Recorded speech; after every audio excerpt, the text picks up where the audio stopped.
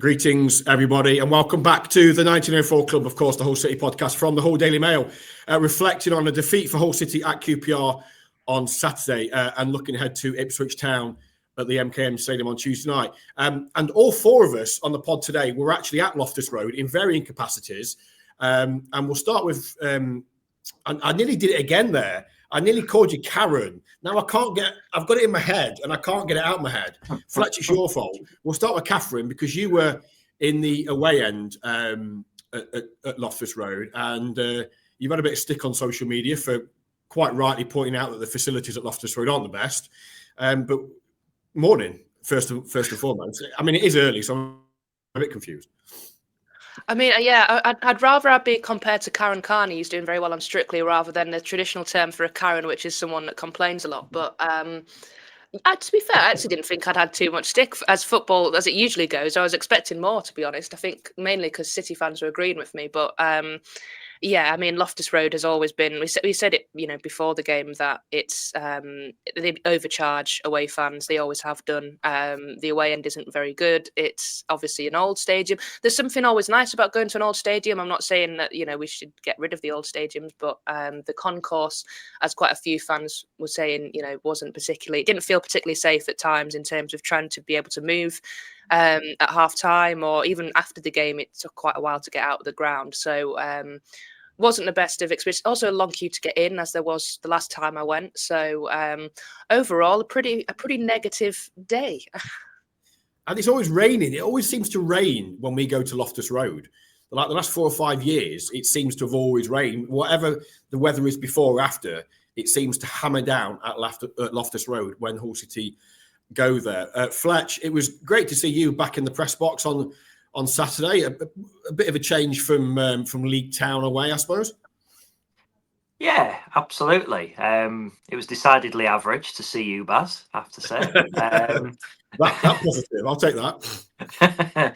But no, I was really impressed actually with how rapid the game was, to be honest. So end-to-end basketball. Like, I spoke to Swanee at half-time and you said, well, it's like that every week. He said it's just ridiculous how it's just so attacking but also so open at the same time, which we'll get into. I mean, done some number crunching and I'll make the point later on that I think this level of being open might not be sustainable, to be honest, from a defensive point of view, but I'm sure we'll get into that in a moment. And Burnsy, you were complete the quartet. You were also at Loftus Road. Thoughts? Yeah, it's just one of those that got away, really. If you're up twice in a game, then you should be seeing it out. They just needed to. They started the second half really well. Crooks sort of moved his position, played a little deeper, and he had control of the game. He was prompting stuff. They got 2-1 ahead, and then that control just disappeared. They let QPR in, and away you go. But it's to some extent it's a familiar pattern. I don't think it needs radical surgery necessarily. It just needs a bit of tweaking. But on reflection, you look at where they are in the table. They're having a very good season. They are very open, but that's the nature of the beast. So, but it just needs a bit of tweaking, just a bit of control at times. I don't think they were. There were. I've not seen your marks in the whole Daily Mail, Baz, but I don't know how you mark people. But there were people who were not at it as they have been necessarily in previous weeks. So yeah, I just think that they threw it away. But credit to QPR, they had a bin load of shots, didn't they? City just gifted them a huge weight of opportunity. They were bound to take some, despite Pandor's excellence in goal. I mean, the ratings, I hate doing them because given my to-do list, I see about 60% of the game. So it's a personal bugbear. But I think there were lots of 5s and 6s, a couple of 7s. I thought Pandor, was made a couple of really good saves. I thought Ryan Giles was decent. Obviously, Destin got himself a goal, but I think part of the problems are coming from part of the defensive issues on necessarily the back 4 / back 5. I think it's further up the pitch where they're lacking the control in the game, and that was certainly evident on Saturday. It was open, Catherine, wasn't it? It was right from the first minute, it was chaotic, it was frantic, and City, despite getting in front, and it was another fantastic goal from Joe Gallagher. Even then, they didn't have control in the game, probably until, as Burnsy said, at the start of the second half, when they did get in front. But then almost immediately, when you needed that kind of 5-10 minute spell just to try and settle things down and keep them at arm's length and settle back into the game at 2-1, they allowed QPR straight back into it. Really poor defending again from the corner, not clearing it, and they were unable to click. And once kind of QPR got 2-2, you kind of felt. I know Carl Joseph had a fantastic chance and he should have scored, but you always felt QPR. I felt QPR were the better team on the day. They created 26 attempts. It felt the flow of the game. I felt QPR were the better team. What was how did you see it from behind that goal? Yeah, I'd probably agree with that. I think there were times where we looked really good going forward. We showed, sort of what we've seen all season, really, like some really good passing moves in flashes in the first half.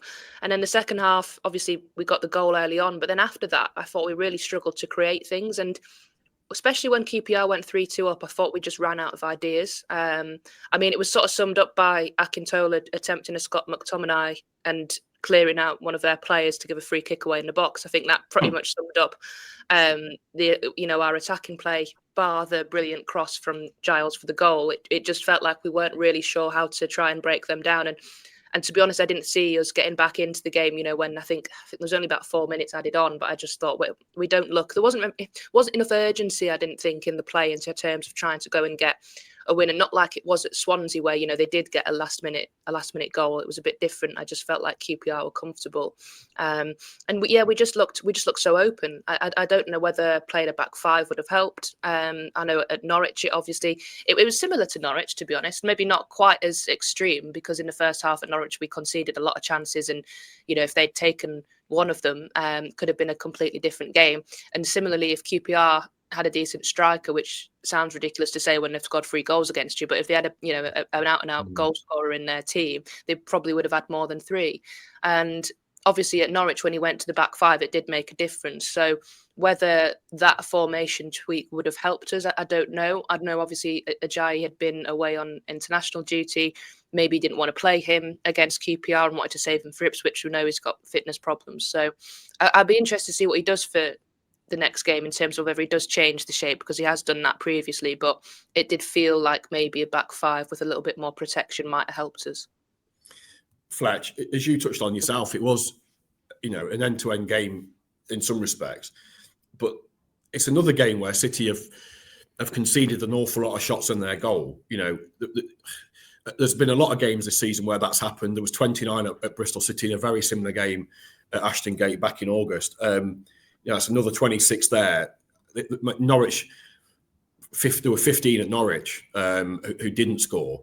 I've seen people say that it's the way that they play. They are going to give up chances. I'm not necessarily sure that I agree with that, because I don't know if it is the way they play. I don't know if it is structural that it is the problem. I just think there's a lot of individual errors that are contributing to this and to perhaps players switching off and making, maybe not being Peter van der Veen, who was Schotter's assistant coach at City.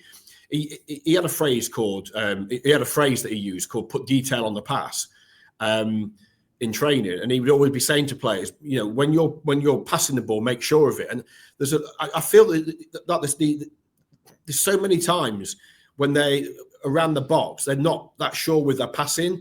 And Jurkovic sort of alluded to it on Saturday when I spoke to him, but there are times when they need to go long, they need to play the percentage and get up the pitch when they're under pressure, instead of trying to maybe mess about with it too much and sometimes playing out and playing through the press is great and it works, but sometimes you've got to play with a bit more common sense and risk rewarding. Just get rid of it and just.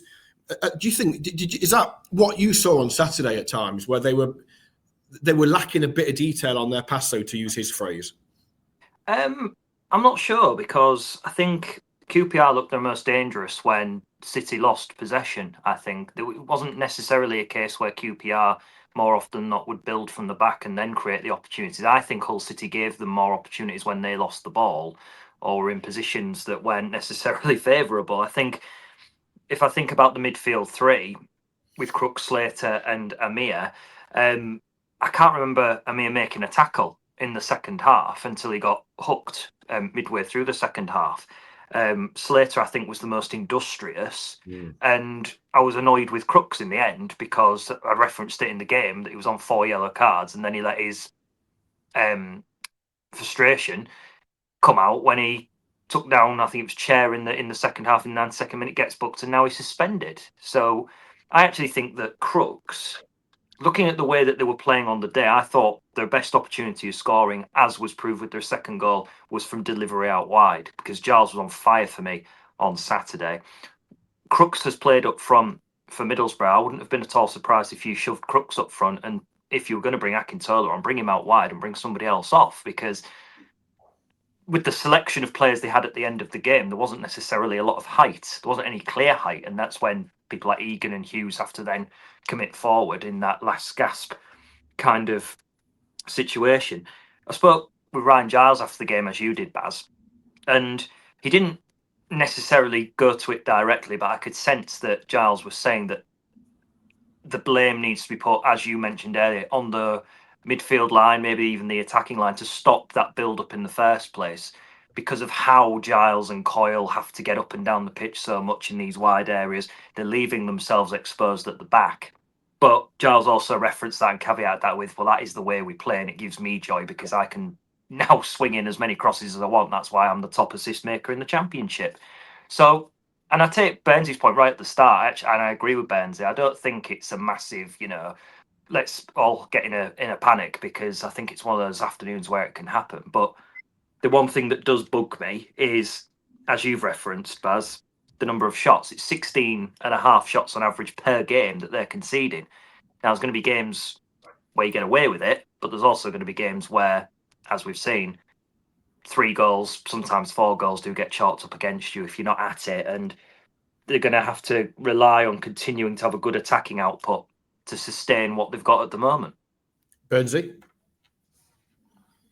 Yeah, I was just going back to Catherine's point. They did have a chance to. I'm thinking back. They did have a chance to rescue the rescue a point, didn't they? Kyle Joseph, to my mind, should have scored late on. The keeper made a good save, but I think he should have probably took that one away. Let me read some of the messages that are coming in. Chris Dyer says, this is the football Adrian promised, and we're certainly getting it. Squad have done brilliantly with 5 absentees from the starting 11 for several weeks. McBurney's absence being felt in defence and attack, or attack and defence. His ability to carry the ball out of danger cannot be ignored. Chris, thank you for that, to the 1904 Club. Oliver Harsley says, we've done great to be 6th right now, but we must find a way of tightening the whole defensive shape as we continuously give goals away. It's more frustrating given how superb we've been in scoring at the other end and look so threatening in that regard. And Stephen Haswell says to the 1904 Club, as entertaining as our games now are, our inability to defend will likely cost us dearly in the end this season. The post-match interview with Giles, which Fletcher's just referenced, only seemed to reinforce the problem.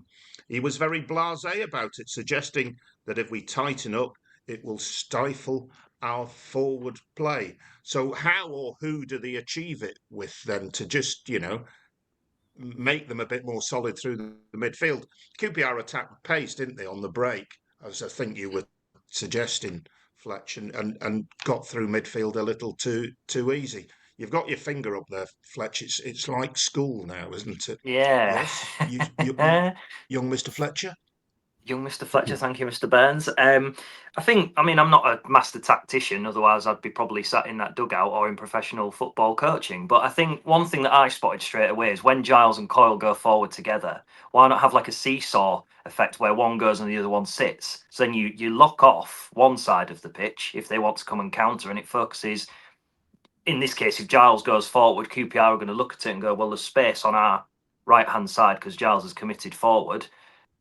it felt like at times they were both going together, and that just leaves Egan and Hughes and one midfielder to sit and go, well, hang on a minute, we've got players coming at us from all different angles, and you've got your wing backs or your full backs then having to track back in again and exerting energy. So I think that's one area where you can tighten up.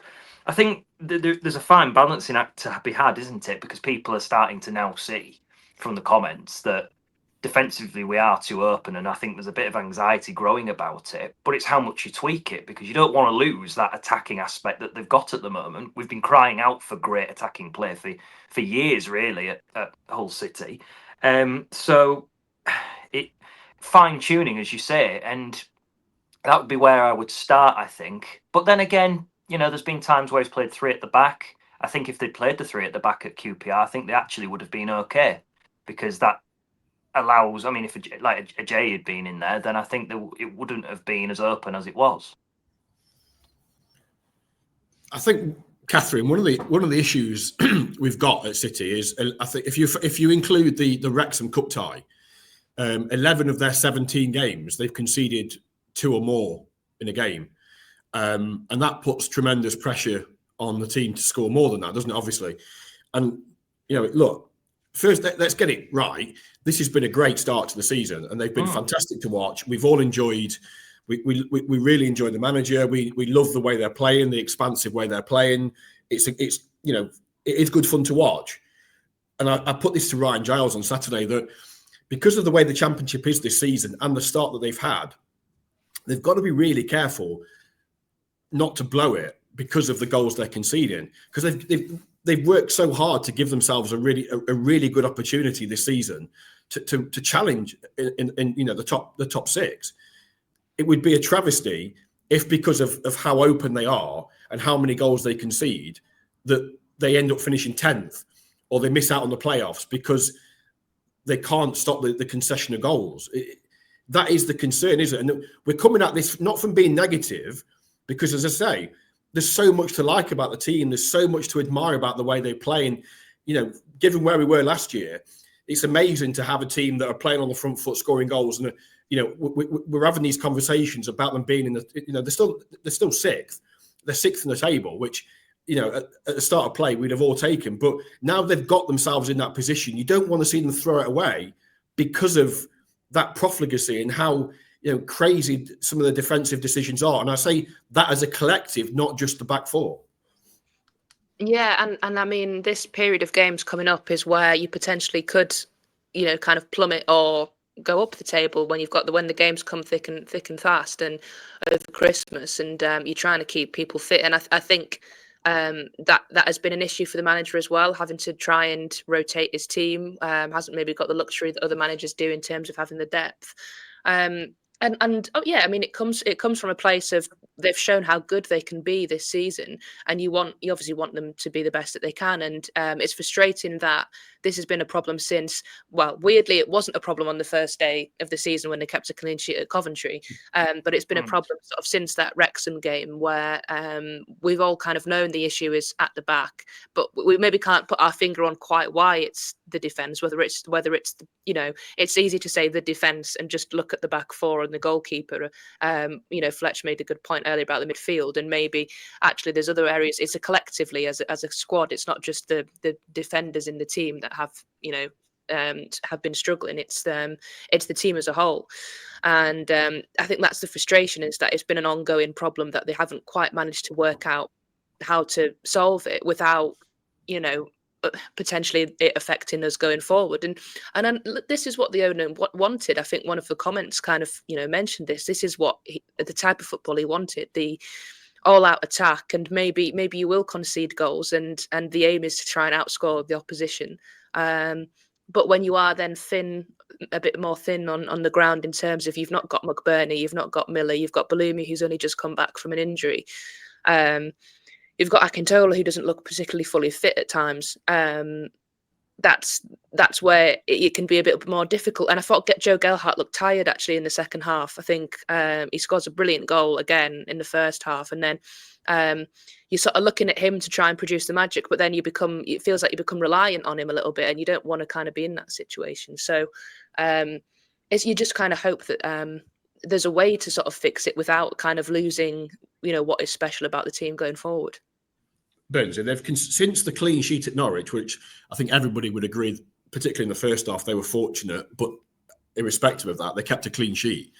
In the 3 games since, they've conceded 7 goals. So again, they got away with it against Portsmouth. They were able to score 3 times. They didn't get away with it at Derby, but we know that wasn't a structural thing. That was defending the set piece in the first instance for Carlton Morris's goal, and then the complete hemorrhage between Ajay and Panda for the winner. But then they've obviously gone to QPR and scored twice away from home, which should be enough to get them something. And they've ended up losing the game. What do you think they can do to try and shore that up? Because it's not this isn't something that's just happened. Since the opening day at Coventry, they've conceded 27 goals in the games since Coventry, and I include the 3 goals at Wrexham in the League Cup, which were from a position of strength. They've thrown it away, and that's that kind of to throw into that. That's more points they've dropped from being in control. You think at Bristol City they were winning away from home, they lost. Watford away from home, they were winning, they lost. Derby, they weren't winning, but they got themselves back on terms and were in control and looked like the team in the ascendancy to go and win the game, end up losing. QPR, they've led twice, end up losing. So as good as this team have shown us, there is an Achilles heel here, isn't there, that needs, that whether it's the coaching staff, they're working with a new set-piece analyst, Stuart Reid, whether it's the player, as a collective, they've got to find the answers here, because it does risk undermining what has been a phenomenal start. I don't disagree with that. I'd come back to it's just a bit of tweaking. I think it's in the main thing is just a bit more midfield control at times. You mentioned the Watford game. The Watford performance was much more disappointing than the QPR performance, because at least they were in the game in both halves. They just fell off a cliff at Watford, didn't they? Having been so dominant and not seeing the game out. But you'd just like to see a bit more midfield control. And I go back to it. They had it at that spell at the start of the second half with Crooks, when he actually, he didn't have a great game necessarily. Well, he didn't have a great game. But when they got him on the ball and he dropped deeper, it gave them some control of the ball in midfield, and it actually prompted the second goal, because he was involved in it, and then Giles was cross and everything like that. So it's just a case of midfield control. They've got Lundstram coming back. Whether he will be risked against Ipswich, coming back from injury where he's been out for a few weeks, I suspect the manager's pattern of this is to err on the side of caution correctly. And he'll be on, I would think, hopefully he'll be at least on the bench, and you probably would see JB in there, whether he gives them control or not. But for me, it's just getting at key points in the game, just maybe taking some of the pace out the game and just controlling the ball while they're in a good position and they're ahead. QPR were quick through them, weren't they? And that was sort of too easy. Let me read some of the messages coming in. Rob Craggy says, QPR looked confident and speedy on the front foot. They punished us for leaving gaping holes down the middle and were happy to run with speed at us. On the flip side, despite some great wide work by Giles and co, we looked slow and predictable through the middle. And Tim Nico says, I actually really enjoyed the game, even though we lost. Rich Luck into the 1904 club says, frustrating, but not the end of the world. Need players back from injury. We didn't play too badly, deserved a point at least. We concede way too many. And Tony Silva makes a point. 2 QPR goals. We're lucky in where the ball landed, but we've rode our luck a few times the last few games. And just sort of moving the conversation on, I'm sure we'll come to it. Coxey says, why are we doing so many short corners? I can't think of a time we've done a short corner well. And that leads on to, it's the BMT says to us, I feel like we need some major practice on set pieces, not only attacking, but also defending. We lose our markers way too easily, and someone usually gets on the end of the crosses. At the other end, the majority of our corners don't beat the first man. Work needed, which leads us to the set piece specialist. Can you tell us a bit more, Baz? Yeah, just quickly, it is Tony there made a good point. the equaliser from Chair, who I thought was very good, as he always is against City, and the winning goal were both from Charlie Hughes blocks.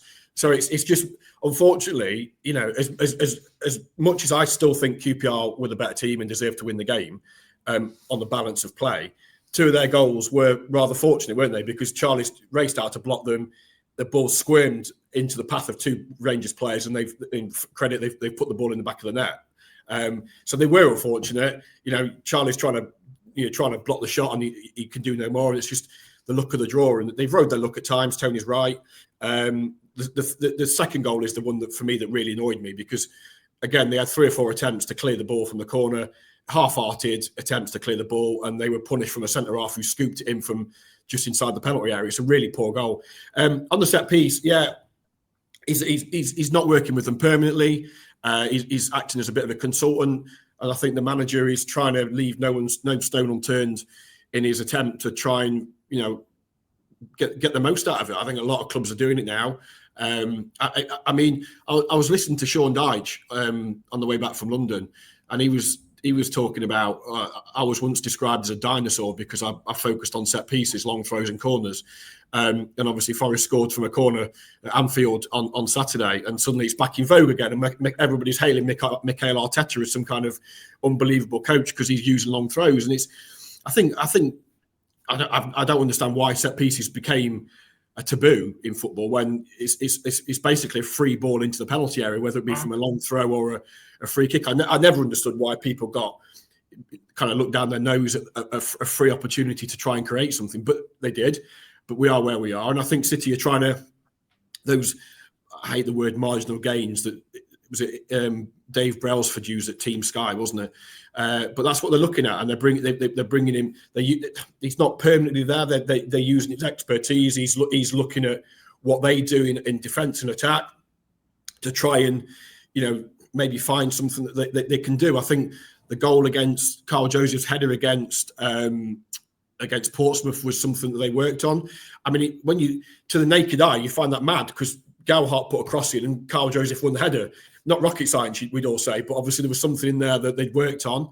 But the corners on Saturday were terrible because they didn't beat Gowhart's corners, Slater's corners, none of them beat the first man, and that's always the bugbear of a fan, isn't it? You look at it, how can you not beat the first man from a corner? But look, if it helps them in either box, it obviously didn't on Saturday because they conceded a really poor second goal from it. But as the manager rightly points out, we can give them all the information, we can help them, we can coach them, we can, in meetings, we can say, you need to do this and you need to do that. But you can see at Liverpool, Virgil van Dijk and even the best in the world lose their markers and don't follow the plan, and goals are scored. So it's going to happen in the Championship. Can I just pick up on something, because you mentioned it there? The Lemon Kid made a point to us on Saturday night. Throwing yourself to the floor to block isn't good enough. Mark your man, get tight and stand up. Does he have a point? Charlie Hughes is brilliant at blocking, isn't he? Flinging himself in the way of shots and making the blocks. But if he's not on his feet, he's not in control of the situation, is he? But if he doesn't fling himself, then the shot doesn't get blocked. Is there a discussion there or not? I'm not sure, personally. Catherine, you were behind the goal for the equaliser from Elias Chair. What did you think to that? It's hard to know with the build-up as to whether it was a fault from Hughes and whether it was his player that had got the shot or whether it was somebody else's player and he's then just been the one to throw his body in front of it. It just felt, it was messy. I think I'm right in saying I'm sure Hadzimatovic had maybe tried to clear it and hadn't quite cleared it or something along those. We just didn't clear the ball properly. It kept coming back in. And yeah, I mean, Charlie's thrown himself in front of it, and it's unfortunate that rather than the ball usually in that situation would go, away from the goal, it's stuck right on the spot, and the goalkeeper's already dived, so he's on the floor, and Chair can't miss. So, it was just messy, really. It sort of looked a mixture of unfortunate and messy, but I'm sure that's people that are paid to be coaches would say there is always a way that all goals are avoidable in some sort of way. But it was hard to tell at the time as to whether whether it was something Hughes should had he not done something in the build up to that to then leave himself to block it, or was he just making a great block because somebody else had not done their job? I'd probably have to watch it back to see the build up. I know they were complaining that they thought there was a foul in the build up potentially. Yeah, Galhart was fouled. He was fouled. It was in the QPR half, but he was checked. It was a definite, because I remember putting my hand up straight away going, that's a clear foul. But what I would say is, it's did the ref see you when you put your hand up and wave you away? I got a yellow card. A lot happens from Galhart getting fouled in, midway inside the QPR half to Elias Chair rolling the ball in from 6 yards out. A lot happens. Incidentally, on Hadzimatovic, I actually think when the game's like a basketball match, he struggles with the speed of the game, but that's a side issue. Fletch? I think going back to the Hughes situation, he's damned if he does and he's damned if he doesn't, because on one hand you could say that if he's diving in, some people are going to take the position of if needs must, he's going to throw himself in the way, and some people won't like that. On the other hand, if he stands there and he's relying on Pando making the save, I think in that actual situation, because of the speed of the shot which Hughes blocks, I think Pando's struggling to actually keep it out, to be honest. Might get a hand on it, but I don't know. I won't put odds on Pando keeping it out in that one situation. I think it just comes down to the heat of the moment, where you are just going to try and do what you think is right. And at the end of the day, he actually did his job. The problem is there was no one else there to then sweep it away, in my opinion, and nobody's following Charing. So I think it's very interpretational. I think that I don't think there's going to be any set agreement on in that particular moment of who's right and who is wrong. I think it's too open for discussion. Yeah, it's a fair point, well made. A lot of fans overreacting, says Our City, Our Stripes. Let's not forget that this unfancied team is sat comfortably in the Championship.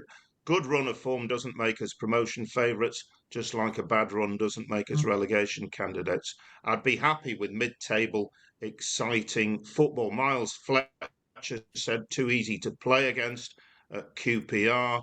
And Georgie Bell says, I thought lessons were supposed to have been learned at Bristol and Watford. Truth is, if you allow 26 attempts on goal, you can't expect to win points unless you're lucky, i.e. Birmingham. Problem is in midfield, where we lack control and a defensive shield out of possession. I think that's a fair comment. Obviously, it's going to be interesting to see what he does against Ipswich, because I think pound for pound, they've probably got the best squad in the Championship. They've not really fired yet. That said, they've still scored 27 goals, one less than Hull City. So I think they'll be looking. Kieran McKenna will be looking at that QPR performance and City on the balance of the season so far, and thinking with the likes of Jack Clark, with Jaden Philogene, etc. There's opportunity. Sammy Smodics, there's real opportunity in that game. But they've shown against Sheffield United, against Southampton, against Leicester, teams of high quality, that they, particularly at home, that they can do a job. It's what he does. Obviously, with Crooks being out, I would suspect he goes with Darko JB, especially with Lundstrom. We think he could be back on the bench. I would be amazed if he comes back and he starts, because they want to be careful with him.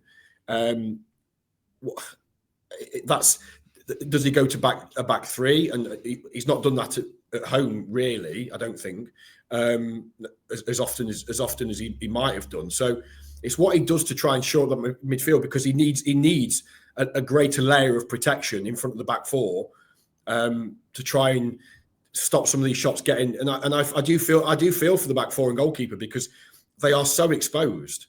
And Gilo said it to me on Saturday. We've got to start defending from the front a lot better. I think McBurney was useful at that.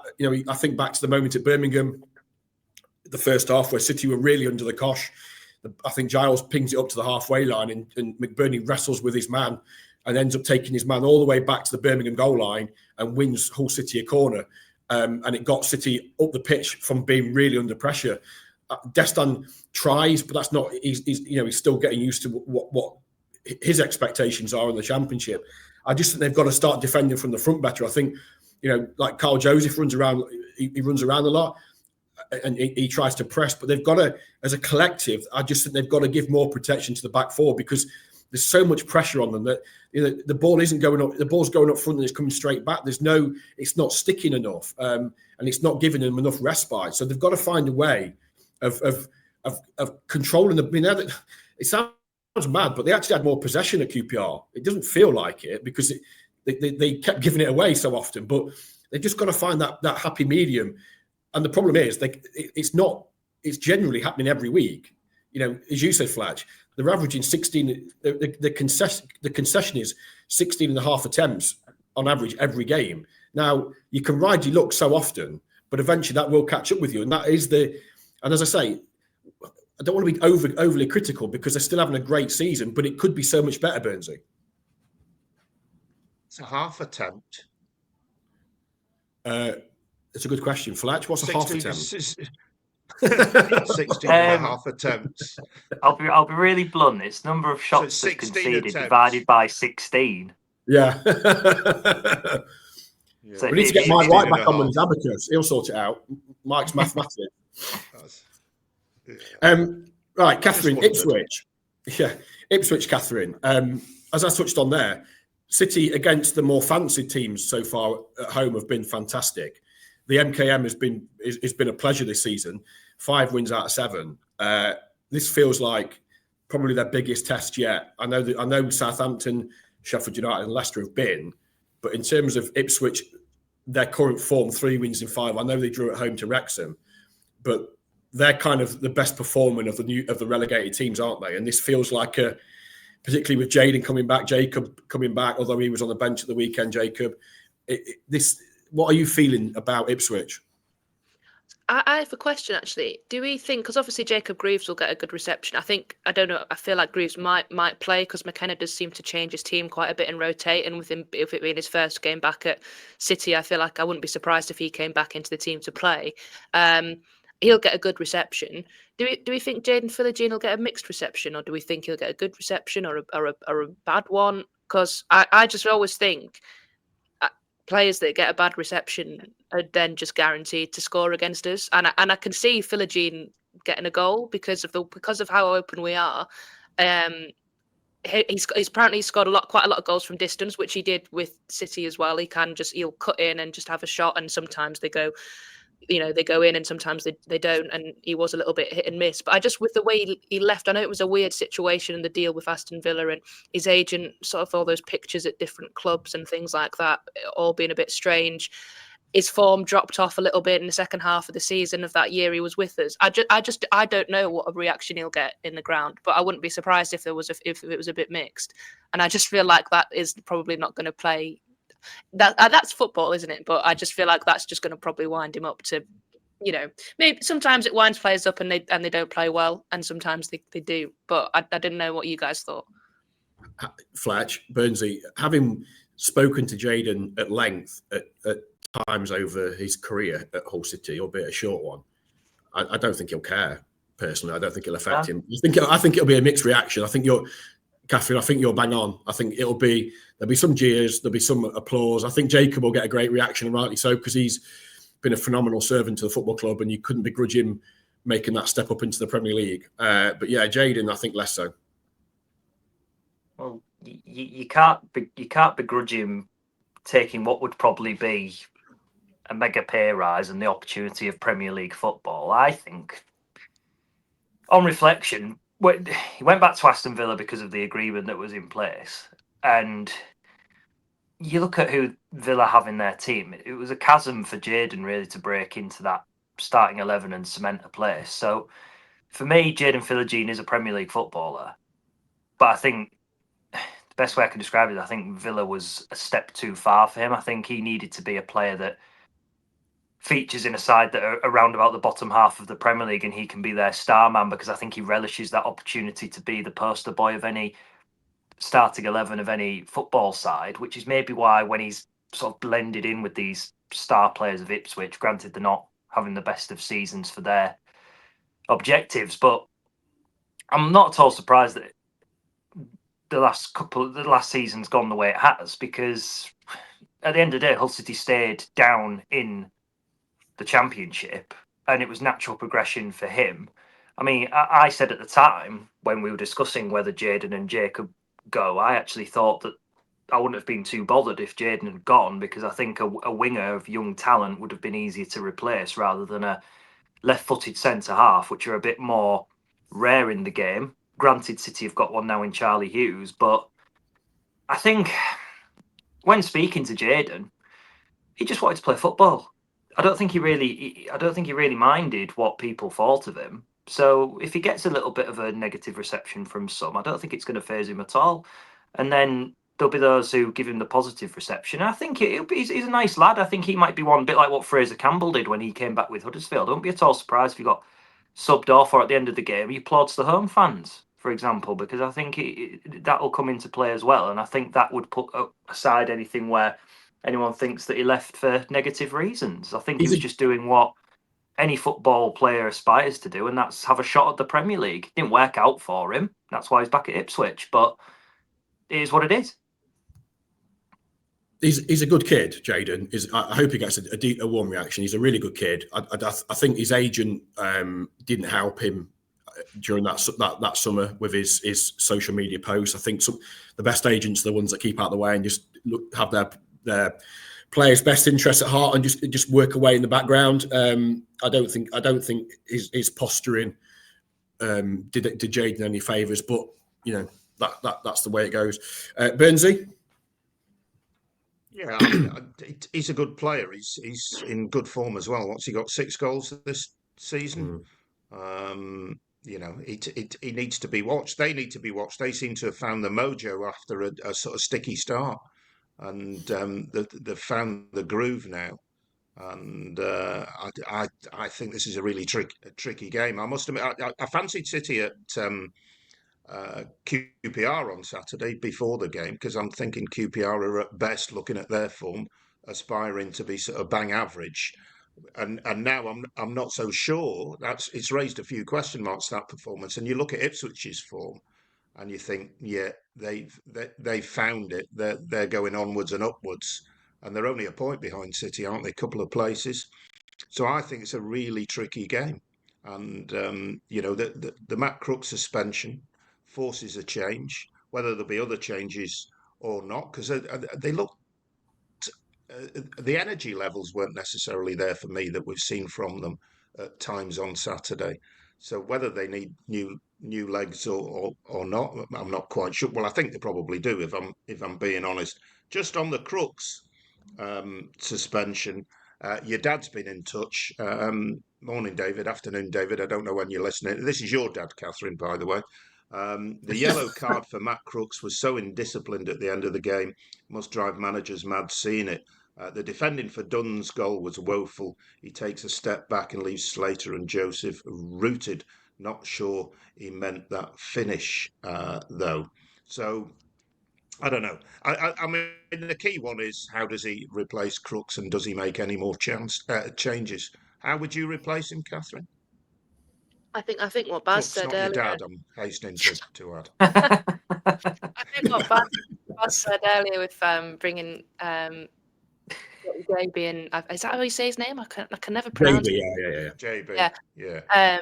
I think I'd probably bring him in for the physicality more than anything, and just because Lundstrom's probably not going to come straight back in. I don't know how else he could. I would also be tempted to play a back 5 though, and whether that would maybe change the midfield dynamic, but maybe then that would mean Hadzimatovic dropping out potentially.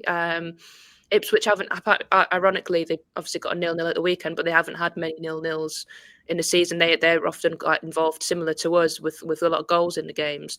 So if it is going to turn into one of those sorts of matches, maybe a back 5 would help us. So that's potentially what I would do. Interestingly, tomorrow night we've got a referee, Lewis Smith. They've won the last 2 away games 4-1, haven't they? Yes, they have. Sorry, guys, they've won the last 2 away games 4-1 of Ipswich, and it is unbeaten in the last 5. The other question I've got for you: would you start Balumi? Anybody? I wouldn't be opposed. I would be opposed. I thought he was lively when he came on Saturday. Obviously, he didn't get the ball that much, but I could say. I mean, I'm not, obviously wouldn't drop Gelhardt, like obviously not, but I just did think he looked a bit tired in the second half because he's probably, even though he's come back from the international break, there was just a couple of times where he was sort of running over, and I think maybe at Derby as well, he's played so much football, and I know he obviously had the second half of last season on loan with us, but starting on every game, he's probably not had that in his loan spells before, where he's been the main player and playing sort of nearly every minute. But obviously, I'm obviously not saying to drop him, but I do think maybe bringing Balumi in would just give us something else on the other side potentially. But that would maybe mean moving Kyle Joseph central and maybe Destan dropping out, because I think maybe Kyle would just maybe hold the ball up a little bit better than maybe Destan was doing on Saturday. But it's difficult which one of the ones you would maybe go for. I don't think you can leave Destan out because he scored 2 and 2. He did now on Saturday, but he did score the goal. And if you're 2 and 2, I think you've got to keep him in.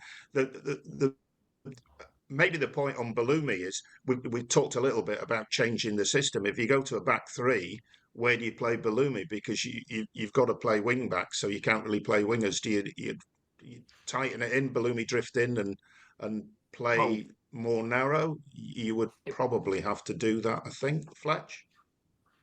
Well, if you wanted to play 3 at the back and Balumi, you'd probably have to play 3-4-3, wouldn't you? Or that's what it would look like on paper anyway. And then, as you say, if they all drop in, then it becomes a 5 at the back naturally. But you get the 2 wingers to spread out on either touchline, and then they can go from there. But the problem with that is you'd have to then play Gelhardt up front, because you can't put.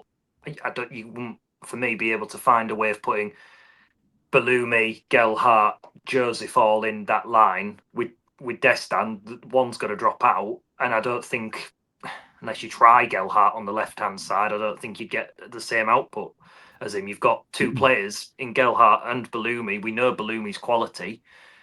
It's just that's a position where there's a tug of war, isn't there? Because you can't drop Gelhardt because of his output. So for me, probably looking at it, you could maybe play like a 3-4-2-1 where you've got 2 very narrow players, like 2 10s in behind the striker, but I don't think that suits Balumi. So possibly you'd have Gelhardt in there, and then if Gelhardt is tired, then you can maybe bring Balumi in, switch him round, or take Joseph out. It's an interesting decision to make. It's tough, because I favour playing a back 3 because I think they need a bit more security against Ipswich defensively, but then somebody's got to be sacrificed in the attacking department. Not wishing to pop that particular balloon, but I asked him outright on Saturday if Balumi was ready to start, and he pretty much said no, he didn't think he was. So unless something will change in training today, Monday, and in his build-up to the game against Ipswich, I would be very surprised. One thing I was going to mention quickly on the game tomorrow night, the referee Lewis Smith, he's refereed 8 of his 16 games this season have come either in the Conference or the Conference North. So he's had a mixture of Conference North and Championship. I wanted to make everybody aware of that, just as some interesting, isn't it? I thought. Are you saying he's going to be rubbish? He's not up to the level, Baz? Is that I'm what you're saying? I'm not saying that. I'm not saying that he's incompetent. That's harsh, Baz. At all. I'm merely raising the point. I thought it was when I was. Well, I'm glad. Stop it. I have to say, as someone who has followed a lot of National League North football this year, there has been some interesting decisions. Most unkind. I'm not. Maybe that gives a penalty now. Yeah, I'm merely just raising a point of interest that it's not very often you get a referee in a Championship game that has spent half his season so far refereeing at Fletcher's level.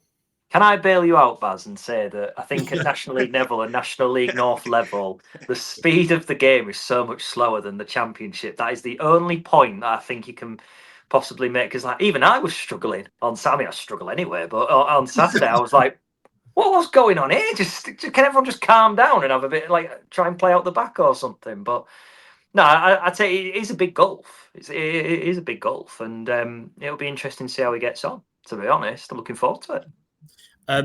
Before we finish, we're talking about referees, but in fairness to the referees, they've got to have a chance to progress through the divisions. Yeah, so if somebody thinks he's good enough, then let's hope he's good enough. He did one a chance, Baz. He has done a couple of Scarborough games, and I don't remember him being a bad referee. So There we are. Anyway, Dear, a dear. couple of things before we finish. On Saturday, Regan Slater made his 200th appearance for Hull City. If he plays on Tuesday night, Louis Coyle will make his 200th appearance for Hull City, and Ryan Giles his 50th. So, a couple of milestones, particularly for Louis. Obviously, being from the city, this is his club, and I often think that him and Regan have copped quite a lot of stick, much of it unfair, over the last couple of seasons. But a hugely proud moment for those players, Catherine, given that they were signed, when the club were in League One. They've come through. They've played, under every manager at City since Grant McCann signed both of them. And I guess it's when any player plays, joins a 200 club for a club. It's a big moment, and it shows, their quality, their longevity, and their availability as well. Yeah, I mean, you don't play 200 games for a club if you're no good, do you? So I think what you're saying in terms of maybe they've been questioned at times, both of them, but all the managers that have been at the club have played them, and clearly have seen them as integral to their team. And I think, especially with Regan, I mean, if you look about value for money, how much he cost the club with what we've got back is probably one of the best signings of the last 5 years, I would say. And with Louis as well, I think again, maybe doesn't always get the recognition he deserves, but I think he's having a very good season. Actually thought he was pretty good on Saturday, and a nice moment for both of them, and hopefully Louis' 200th appearance might end slightly better than Regan's one did. Burns, on Regan, it's interesting because I spoke to Jakirovic about this on Thursday, and he sort of admitted that, in the summer, Regan was 4th, 5th choice midfielder, and now he's now 1st or 2nd choice. And it shows, doesn't it, that Regan's application, his ability to, despite Amir coming in, Darko coming in, John Lundstrom coming in, Matt Crooks has been playing very well. Obviously didn't have his best game on Saturday, perhaps, but Matt Crooks has been, when he's been fit, has been very, very influential for City. But Regan has gone from kind of the bottom of the pile to the top of the pile, and you have to give him a huge amount of credit, because some players would, throw the toys out the pram, would try and get out the football club or whatever. But Regan, as he does, he gets his head down and he works hard, and he earns when he gets his chance, he shows what he can do. And he's been, you just look at Saturday, the way he tracked back, won the ball, surged through midfield and played in Galhop for the opening goal was kind of shows where he's at. I mean, credit to him. I've always liked him. I think some people had written him off, but he's shown the necessary fight and grit and application when he's got back in, and he's played well. He's played really well, but maybe he needs somebody.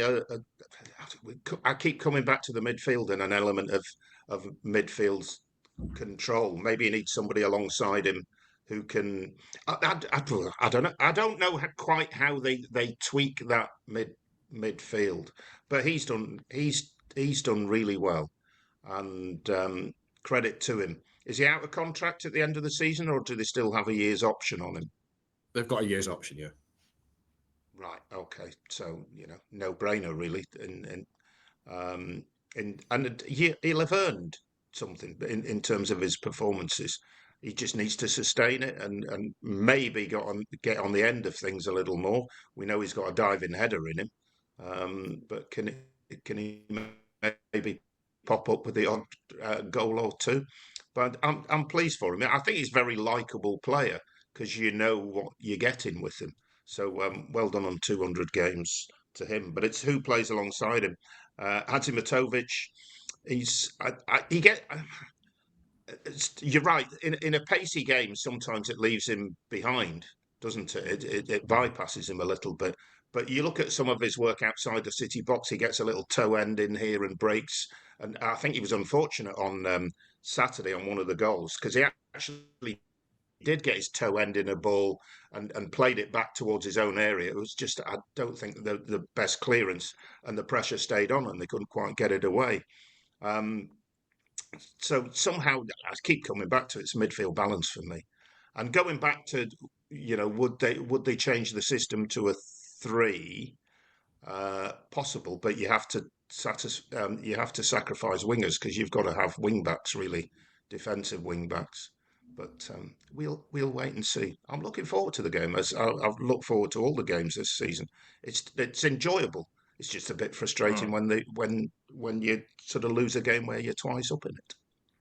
And Catherine, that's the point, isn't it? To conclude, I know we've spent a long portion of the programme so far talking about City's deficiencies defensively, but it comes from a place of, it's been, as Benji says, it's really enjoyable. We're really looking forward to going to games.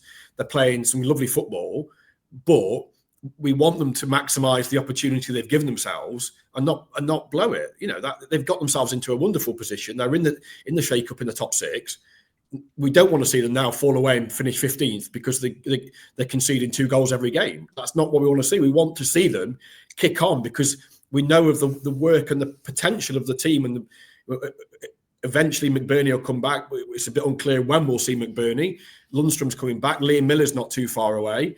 Elliot Matazo, hopefully, God willing, after Christmas when he comes back, and hopefully he's a bit more fortunate with his hamstrings. But and we'll see what they do in January. But they've got so much potential, and this is where this kind of whole conversation is coming from.